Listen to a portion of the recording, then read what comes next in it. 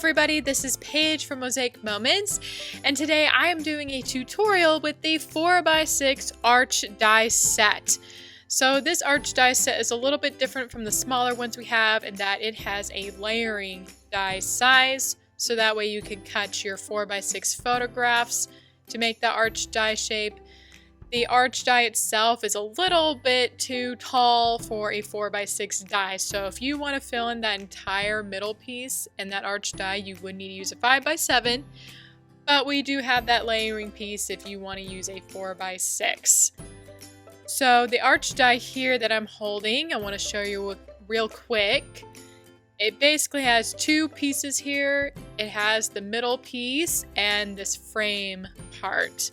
So it's basically a die with two different pieces. Today I'm mainly going to be using the frame part and not the center, but I will be using the layering die today. This die set also comes with these two loop dies for decorating your pages, which I will also be using that in my demo today. Alright, now that you have been introduced to the dies, let's get started. First, I'm going to cut my background piece using this 4x6 die in set B. You can get this in the basic bundle. So this piece will show through the arch die because I'm going to have that layering photo on top. So you'll see in the end how it looks. So my arch frame is going to go on top of that piece. Next, I am going to be cutting with the 4x6 arch frame. And I am using pattern paper, so that's what I like to do a lot. I think you could use regular cardstock. I find it might look a bit plain with a single color cardstock, so I really like using pattern paper with the arch dies. Alright, and I have that center piece there as well, but I won't be using that for my page, so you can save that for other projects. Next, I'm going to use my layering die to cut my 4x6 photograph here. Again, this layering die was provided so you were able to use 4x6 photographs with this die. Otherwise, you would need to use a 5x7 to fill in that entire center space.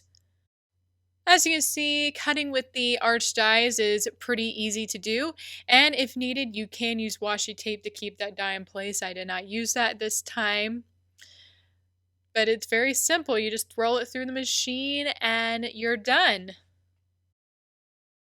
So once you have each piece cut, you can use your repositionable glue. First, I'm gluing down the background part. I put some glue in each corner and some in the center.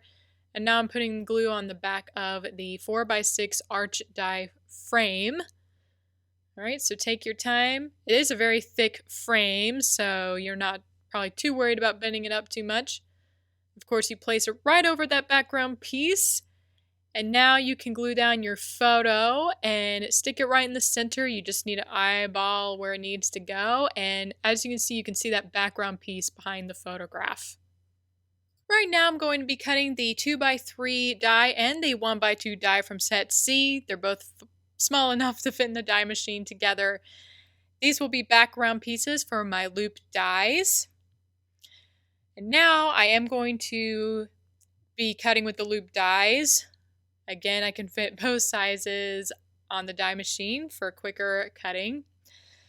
Alright, so the 1x2 die came out pretty easily here, so I just need to pop out those extra pieces. And the 2x3 one popped out really well as also, so again, I'm just popping out those extra pieces. So they do come with these little frame pieces to place on your grid paper. Next, I'm going to be using the 2x3 die again to cut a couple of my photographs. Alright, so I'm carefully placing on the part of the photograph I want to crop. Alright, and I roll it through the machine. I am using the crease pad for this photograph, but since it is an intricate die, you may actually want to use a plastic plate because the crease pad with these more intricate cuts may not cut through photographs all the way through, just to let you know. Alright, I'm going to cut my second photograph here. So my goal is really mainly to keep that middle piece and the two side pieces. The photograph does cut through, by the way. I just leave it all together until the end after I glue it. Alright, now it's the easy part. I'm just gluing the back of these background pieces with my repositionable glue. Alright, and as you can see, I used this really pretty teal pattern paper. Alright, now I'm going to glue on my loop dies here. I do have some cardstock so I don't get glue on my page or the table. Alright, just take your time. These die cuts are thin, so make sure you don't bend or tear it apart as you try to put the glue down. Alright, so I have this first one. It looks really pretty. You could even leave it as is. I don't even have to fill it with photographs if I didn't want to. Alright, so I'm putting the glue on the second one. Alright, I'm going to glue it on this other side here. Alright, just take your time as you put those down. It looks really nice as it is. But I am going to place photographs in most of it. So as you can see, I just placed glue right in the middle portion here of this die. So that way I can just place it on my loop die here, and I have the two outer edges.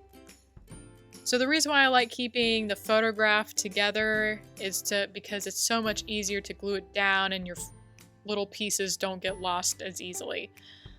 So that's my suggestion anyway, is to keep the photograph together until right before you're going to put it on your page.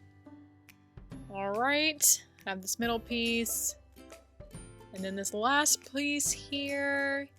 It looks really nice with those colors popping through. And I'm done! Alright, so I really like the arch die. It's a really nice way to add an elegant feature to your layout. Of course, it's great for garden pages or formal pages such as weddings.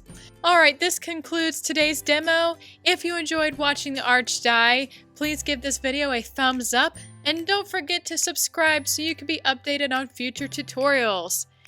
Anyway, I hope you have fun scrapbooking at home, and I'll see you next time.